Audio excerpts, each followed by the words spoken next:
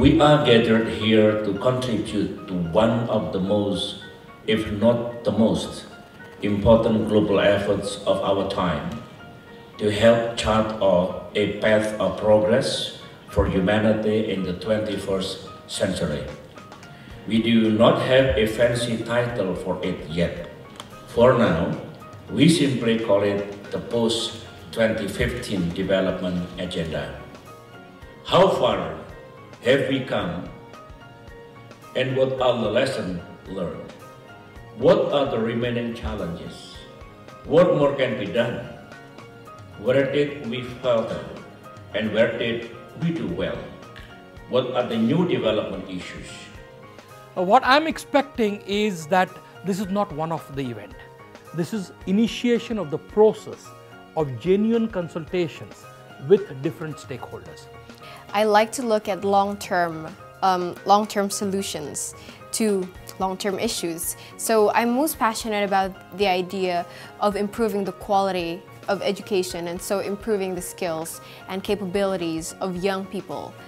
I believe that that is the key to everything. That is the key from getting us out of poverty, getting the key of later than dealing with issues of even diseases or even gender equality and everything. People with higher education and higher standards of living would tend to then live more peacefully and with a more, sustainable economies. I think the most important thing is the criteria is about, first is about equality for all. And within that we have to agree on how the goals can create a safe space for humanity to continue. So equality and safe space, which means that we have to tackle the environmental degradation, we have to tackle of how we use the natural resources and so on. 23 people cannot determine the future of this planet. So these new set of goals are definitely going to determine the way our planet, Mother Earth, is going to be developing in the next 15 years. And I don't think 23 people can actually get everything right in pointing out what are the things which should be focused on development in the next 15 years. But then we have a lot of champions of youth, progressive thinkers like Tawakkul Karman, Paul Polman, and a lot of them. I don't want to just name a few of them. Everybody is an expert in their own field. And I do trust them that they have the capability of thinking for everyone. But I just pray God that everything goes well and we have a very good framework which goes into the post-2015 agenda, into the General Assembly of the UN. I believe because there are pressing global challenges related to climate or biological diversity and pollution issues that we have heard a lot about today, I think these issues require some degree of cooperation to be solved.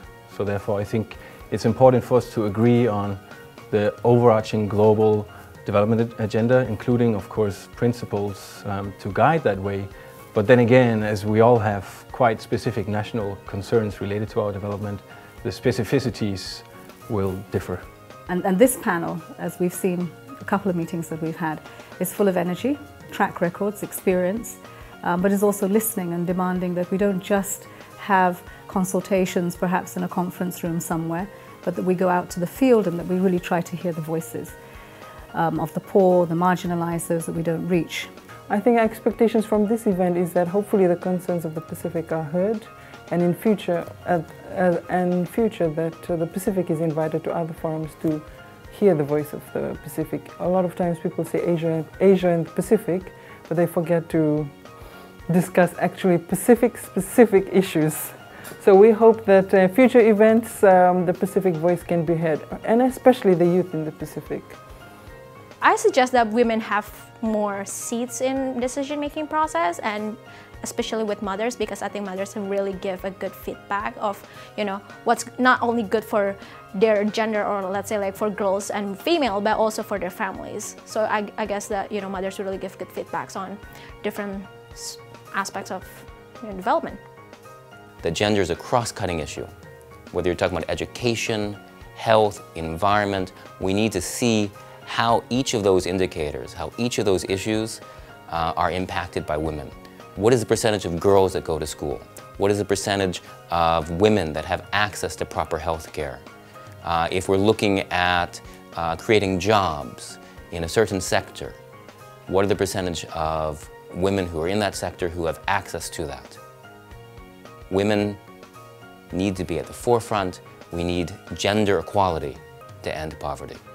Rather than say, reduce poverty and so forth. Okay, poverty, you reduce $1 or $2 a day. What about people living, at about $3 or $4 a day that are not really better, only slightly better than those, and they can always dip down in cases of natural disasters, something that is beyond control.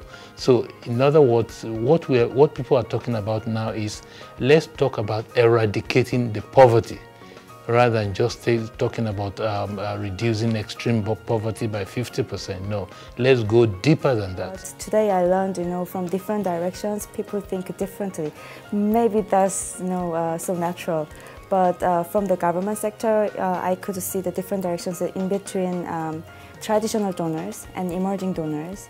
And the new donors like Korea is in between, and the recipient governments, they are having different ideas and different directions. And even for the civil societies, they have different directions among themselves. So I think this is quite a lot of learning for me as well. In the past, it's like, one solution for all. But today, one size fits all doesn't exist. For the Millennium Development Goals, it's for all of us. It's for all countries. It's not for one section. It's not only for developed countries or for developing countries. It's for all of us. So let's join hands. Let's work together and formulate a universal goals and targets which is applicable, practical to all of us. With a united goal is for common development and common prosperity.